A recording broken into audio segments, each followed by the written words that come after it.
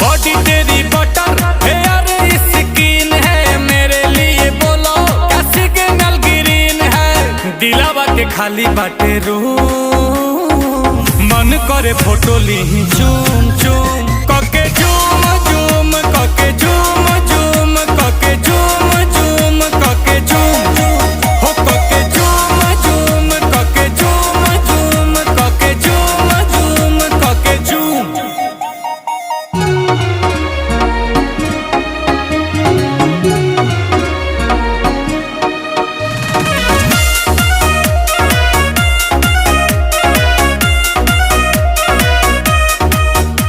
वो मीठी मीठी बातें गजब